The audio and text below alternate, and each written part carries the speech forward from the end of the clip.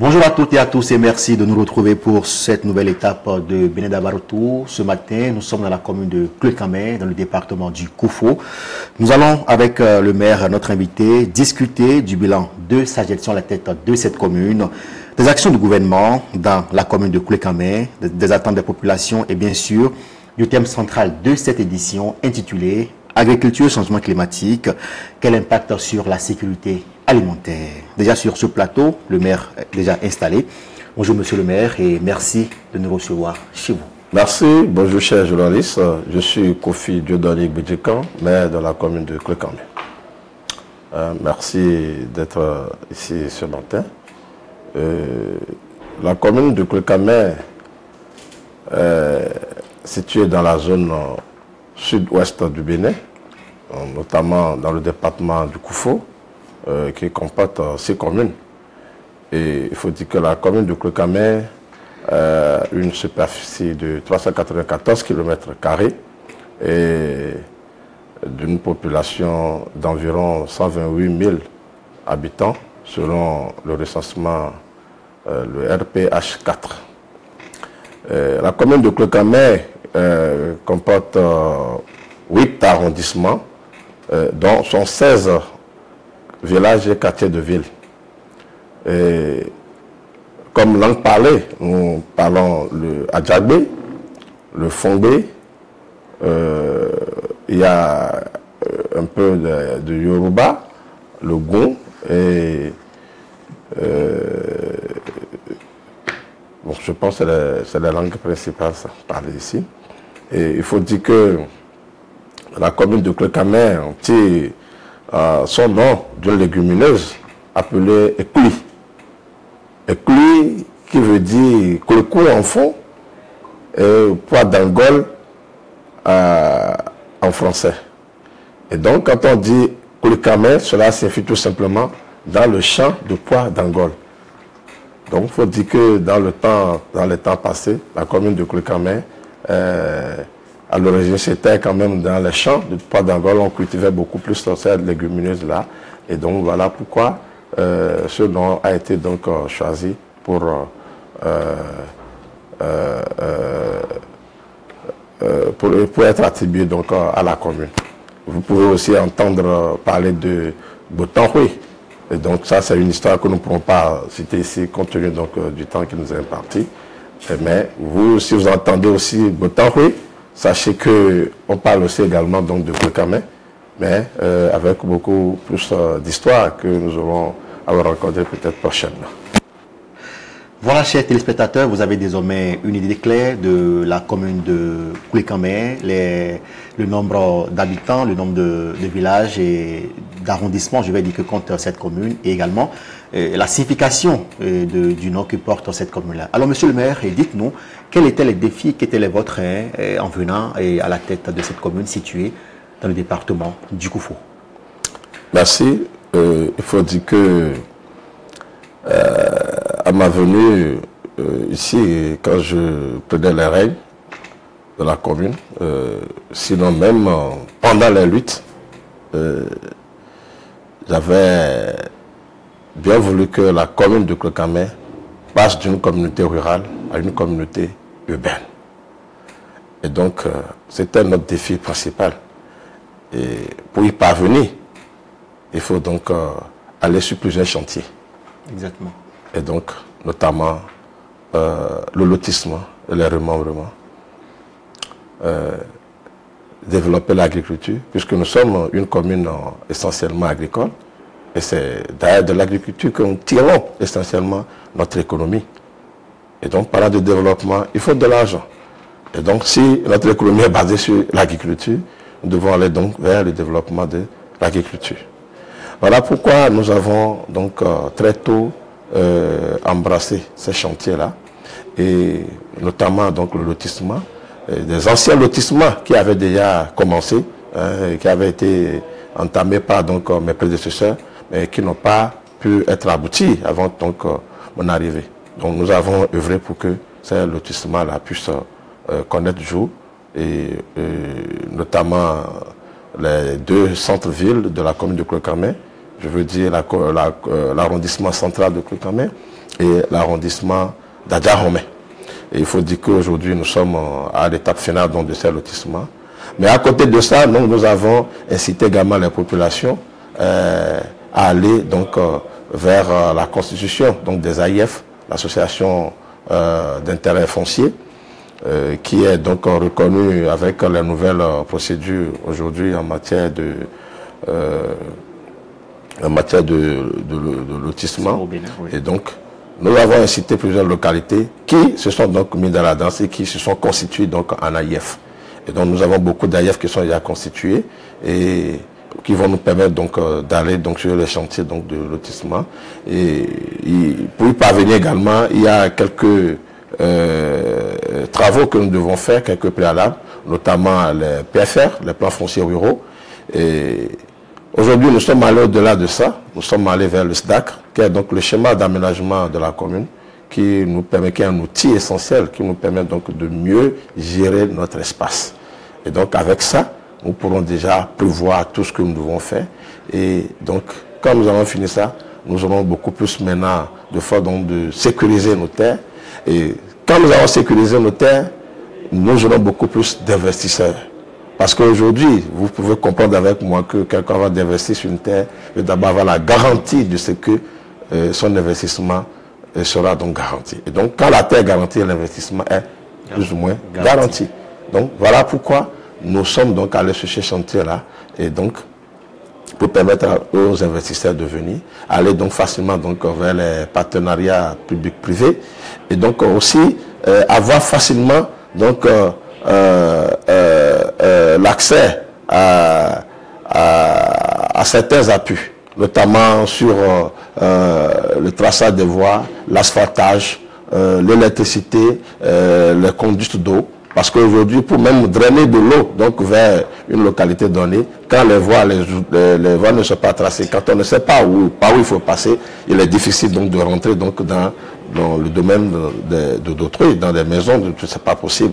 Également, même pour mettre les poteaux également, vous savez que il faut donc que les voies soient tracées correctement pour qu'on puisse vraiment positionner donc les poteaux là où il faut. Aussi, parce que les partenaires aussi veulent garantir l'investissement donc à cet endroit-là. Voilà pourquoi nous avons choisi donc ces volets-là, histoire donc de faciliter l'arrivée donc de ces infrastructures qui à coup sûr vont nous permettre donc de développer aisément donc la commune.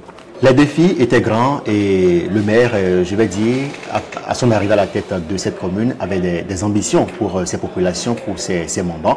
Monsieur le maire, dites-nous aujourd'hui, voilà, je vais dire, bientôt 5 ans que vous êtes à la tête de cette commune-là.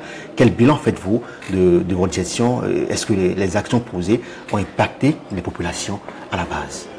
Donc, parlant du bilan, nous pouvons vous dire que nous avons amorcé plusieurs chantiers, donc notamment sur l'agriculture, je mets toujours ça au premier plan. Nous avons travaillé sur la santé, l'éducation, l'hygiène, l'assainissement. Nous avons travaillé également sur l'énergie, les infrastructures routières. Alors, parlant donc de l'agriculture, il faut dire que nous avons, depuis plusieurs années, pris des mesures fortes, donc avec le conseil communal, donc de participer donc au grand rendez-vous mondial tel que la COP, les différents COP. Nous avons assisté à plusieurs COP aux conférences des partis donc sur le changement climatique. Et vous savez que quand on parle de l'agriculture aujourd'hui avec les effets néfastes du changement climatique, nous ne pouvons pas bien faire l'agriculture si nous n'arrivons pas à maîtriser ces effets-là. Et donc, puisque c'est un grand chantier pour nous, l'agriculture, on s'est dit il faut donc aller donc vers ces solutions. Donc, ce qui nous a permis donc d'aller à ce grand rendez-vous, histoire donc de rencontrer des partenaires qui vont pouvoir nous aider donc à pallier à ces difficultés.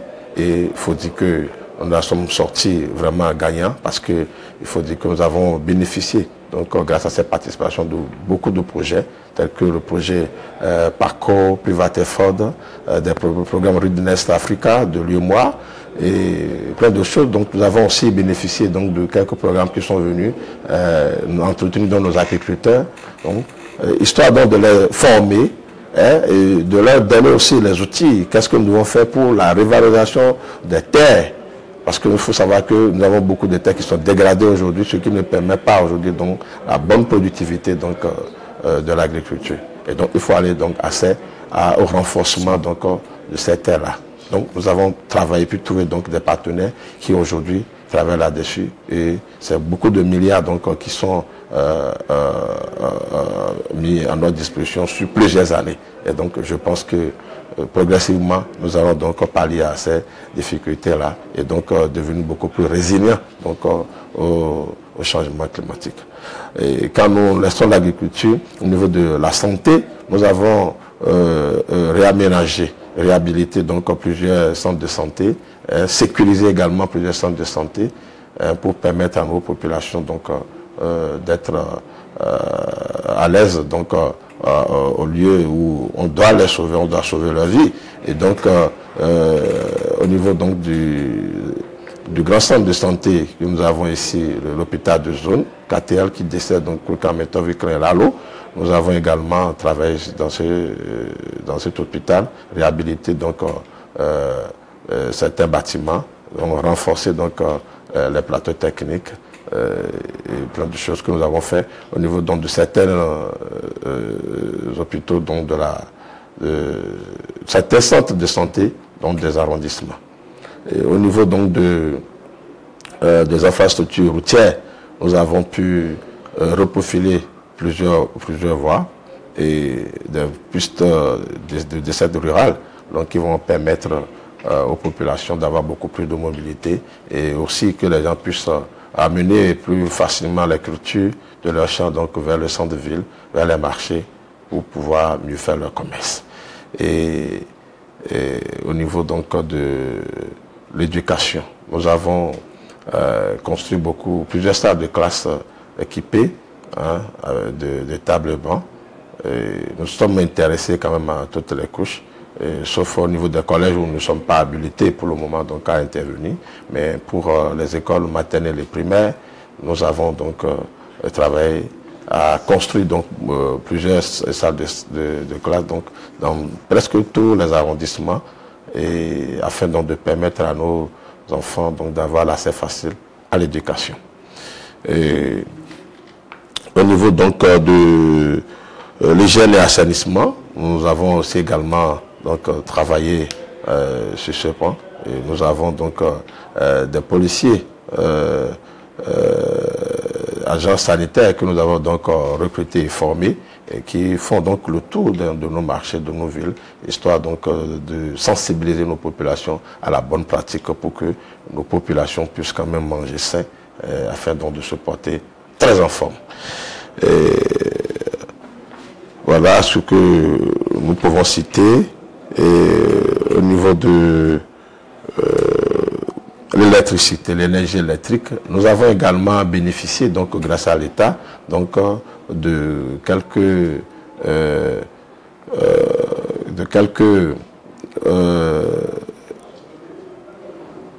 avons bénéficié de quelques kilomètres donc d'extension, voilà ce que je veux dire, donc d'extension, donc au niveau de certaines localités. C'est vrai qu'il en reste encore, mais l'État nous a permis donc de faire le point donc de façon globale au niveau de chaque arrondissement, de toute la commune d'ailleurs, donc les endroits donc qui pourront donc bénéficier de l'électrification, donc de la densité, de l'extension. Donc nous avons fait tous ces points là que nous avons envoyés à l'État pour que progressivement donc nous puissions donc régler ce problème-là, pour permettre à nos populations donc d'avoir de l'électricité. Au niveau donc de l'eau potable, nous avons, puisque vous savez, l'eau c'est la source de vie. Exactement. Donc nous avons aussi un peu travaillé à ce niveau. Mais il faut dire que depuis quelques années, l'État a bien voulu prendre en charge donc ce volet-là à travers un contrat que nous avons signé avec l'Agence nationale de l'eau, qui désormais a pris en charge tout ce volet-là. Et donc aujourd'hui, l'État avec son grand chantier que nous avons avec la construction des SAEP, donc des grands châteaux d'eau donc à forte intensité, qui vont nous permettre donc de desservir les différentes localités. Et donc au niveau donc des infrastructures marchandes, nous avons construit plusieurs hangars de vente de bêtes, au niveau des agrumes également. Nous avons construit plusieurs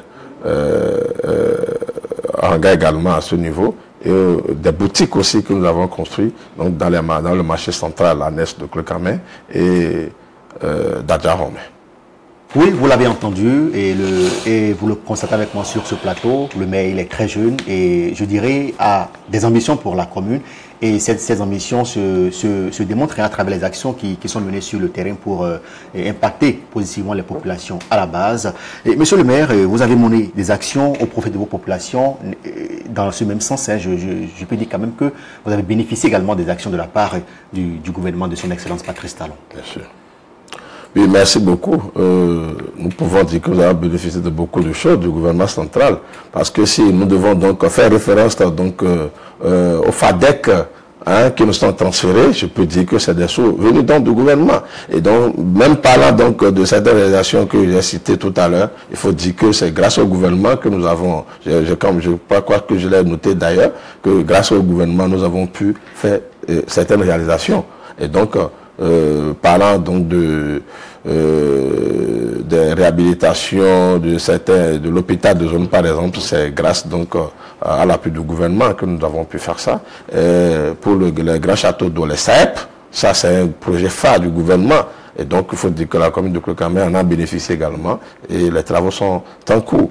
Et nous avons aussi bénéficié donc de la construction des routes à grande échelle, donc notamment la route qui passera désormais devant la mairie ici, par Hogbaya, avec un pont à Hogbaya jusqu'à Agbayezou. Donc, et beaucoup d'autres routes également qui sont en cours, donc qui sont déjà lancées. Et donc, il faut dire que c'est grâce au gouvernement que nous avons pu bénéficier de tout ça. C'est vrai que ce n'est pas encore fini, mais c'est déjà en cours. Les gens ont entamé ça. Donc voilà, nous pouvons dire que le gouvernement n'est pas resté en marge de tout ce que nous faisons ici.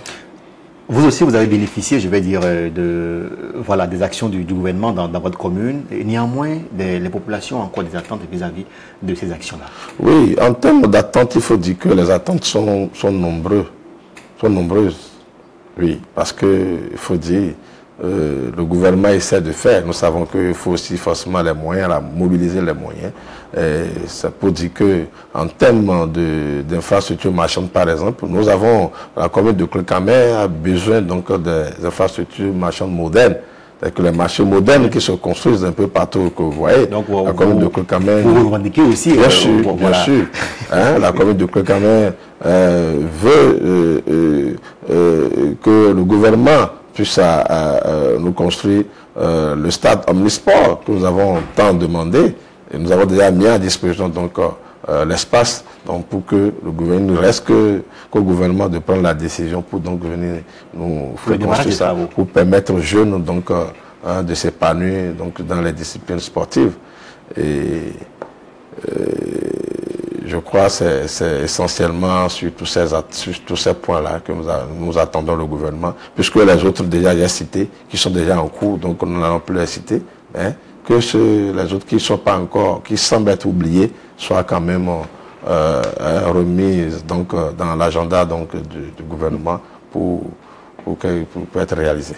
Oui, vous avez émis des attentes et nous espérons qu'à travers cette émission, le chef de l'État aura l'occasion de vous suivre et que d'ici quelques mois, la commune de Clocamé également puisse bénéficier de ces marchés modernes et bénéficier également de ce stade dont vous rêvez pour l'épanouissement de la jeunesse de Clocamé. Monsieur le maire, on poursuit cette émission, on parle à présent on parle de la culture de Clocamé. Dites-moi aujourd'hui, quelle est la culture agricole la plus produite dans votre commune et Clocamé? Merci. Il faut dire que la commune de Clocamé produit beaucoup de cultures, il y en a beaucoup, mais je peux citer le pois d'Angole, ce qui a donné d'ailleurs le nom à la commune, et parler donc des agrumes. Mais la plus principale, c'est les agrumes, notamment les oranges. Parce que pour le moment, c'est à ce niveau-là que nous arrivons donc à attirer beaucoup plus de ressources. Et donc, si vous êtes dans le besoin donc, de l'orange, je pense que la commune de Clocamé est la commune la plus indiquée, parce que nous avons constitué d'ailleurs un marché international, parce que les gens viennent de partout de la sous-région, du Niger, Burkina, partout, du Togo, du Nigeria, qui viennent donc s'approvisionner ici à Clocamé. Donc c'est pour vous dire que vous avez de quoi donc à venir à Clocamé pour vraiment faire votre commerce d'orange. Voilà, nous abordons à présent la thématique de cette 5e édition de notre initiative Beneda Baroto qui a pour thème agriculture, changement climatique. Quel impact sur la sécurité alimentaire au Bénin? Alors, monsieur le maire, dites-nous si le changement climatique est réel dans votre commune. Si oui, comment vous gérez ce changement climatique-là? Merci. Vous n'êtes pas sans savoir que les affaires du changement climatique aujourd'hui concernent tout le monde entier. Je l'ai dit tout à l'heure que nous participons souvent donc, au plus grand rendez-vous mondial. Et donc, c'est pour dire que le monde entier est donc touché par les effets néfastes du changement climatique. Donc, la commune de Clocamé n'est pas du reste. Donc, il faut dire que nous sommes vraiment impactés donc, par ce changement climatique négativement. Et donc, voilà pourquoi je l'ai dit tout à l'heure que nous évertions donc aller vers les partenaires afin donc de pouvoir pallier à tout ça, donc pour former, donc grâce aux différents projets donc qui nous accompagnent aujourd'hui, Parcours Privaté Food et tout, hein, grâce au gouvernement, à travers le ministère de cadre de vie, du développement, des transports, qui nous ont permis donc de bénéficier de ces différents projets-là, qui aujourd'hui forment nos agriculteurs au nouveau système donc, de production et autres, afin donc de pallier à toutes ces difficultés-là. Oui, la commune de Clocamé n'est pas épargnée de ces affres du changement climatique. Avec, on parlera justement de voilà, des affres qui ont un impact négatif hein, sur la commune. Et c'est dit également que voilà, ces affres du changement climatique ont des conséquences néfastes sur la sécurité alimentaire au niveau de votre commune. Et si oui, dites-nous comment vous gérez et comment également ça se manifeste. Oui, déjà, s'il faut parler des conséquences, il n'y a pas que l'insécurité alimentaire, mais il y a aussi la rareté des pluies que vous devez comprendre. Donc, les inondations, plein de choses. La sécheresse, la bouffée de chaleur, il y a plein de choses qui concourent donc à répondre, à dire que nous sommes vraiment, nous subissons donc les conséquences de ce changement climatique. Donc il faut dire, pour pallier à tout ça, nous allons donc vers la sensibilisation de la population avec les nouvelles techniques. Donc, qu'est-ce qu'il faut faire donc, pour être plus résilient, pour répondre donc à ces changements climatiques-là. Donc, je pense que c'est le travail que nous essayons donc de faire au jour le jour, afin donc de préparer la population à pouvoir s'adapter, à se résister donc à ça, pour que nous puissions survivre. Et est-ce que vous pensez que ces sensibilisations apportent leurs fruits aujourd'hui au niveau de la commune? Oui, je peux dire que les sensibilisations apportent leurs fruits. Puisque comme vous le savez, toute action a besoin de moyens. Donc voilà pourquoi nous tendons toujours la main donc, aux différents partenaires, à l'international qu'au niveau local également, que des ONG, des structures privées puissent quand même accompagner ces actions-là. Parce que nos communes n'ont pas forcément les moyens nécessaires, donc en tout cas, quand je parle de la commune de Clocamé, nous n'avons pas forcément donc les moyens suffisants pour pouvoir répondre aux effets néfastes des changements climatiques. Donc les apports externes pourront donc nous aider à véritablement répondre à ces préoccupations. Alors, monsieur le maire, il est important de souligner sur ce plateau que pour cette 5e édition, le groupe de presse d'Abaro a bénéficié de l'accompagnement du groupe KDK qui a en son sein une ferme, une université et un lycée dans la ville de Parakou. Et la ferme est située, je vais dire, dans la commune de Tchaourou. Et pour cette 5e édition, le groupe KDK a décidé d'octroyer 2 demi-bourses aux communes qui nous reçoivent, et dans ce sens, et la commune de Clocamé, je vais dire, va également recevoir ces offres, je vais dire, portées par le promoteur Charles Toko. Alors, dites-nous aujourd'hui comment vous appréciez cette initiative-là je vais dire, de l'honorable qui donne l'occasion aux jeunes de la commune de Clocamé qui veulent se faire former dans le secteur agricole de bénéficier de cette opportunité-là. Merci. Vous allez constater que quand vous avez parlé de ça, j'avais le sourire aux lèvres. C'est pour dire combien ma joie est manifeste. Je dis combien, au nom de la population de Clécamé, je suis ému parce qu'il n'est pas facile donc, de donner aux autres. Et donc, si l'honorable, avec toute son équipe, ont pu faire tout ça, tout ce que vous faites ici déjà, et donc avec l'octroi de cette bourse, je peux dire que je suis très content. Je lui envoie donc les remerciements des populations de Clécamé, et surtout quand vous parlez donc de la formation donc, de l'agriculture, alors que nous sommes focus sur l'agriculture. Je pense que c'est comme si vous avez eu déjà cette magie-là de comprendre que c'est notre besoin essentiel. Donc je voudrais dire merci et que Dieu donc, continue de bénir la structure, bénir donc le donateur pour que les années à venir nous puissions en bénéficier encore davantage. Oui, il faut préciser quand même que les apprenants de ces lycées et de cette université ont la chance, après les cours théoriques, de faire également la pratique au niveau de la ferme, de cette ferme située dans la commune de Tiaoulou. Je pense que c'est une très bonne opportunité pour ces apprenants qui désirent suivre des formations dans le secteur agricole. Monsieur le maire, nous tendons vers la fin de cette émission. Je voulais que vous regardiez tout droit dans cette caméra et vous adressez, je vais dire, au gouvernement. Voilà, si vous avez un mot à l'endroit du gouvernement et surtout à l'endroit également de votre population qui, nuit et jour, je pense, pour qui vous travaillez nuit et jour. Merci. Je voudrais dire un sincère merci au gouvernement de son Excellence Patrice Talon qui a bien voulu transformer le Bénin. Et la transformation du Bénin, c'est la transformation de toutes les communes.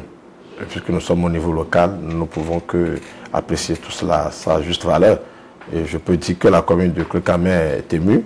Et nous savons que nous ne pouvons pas tout embrasser à la fois, que nous ne pouvons pas tout finir au même moment.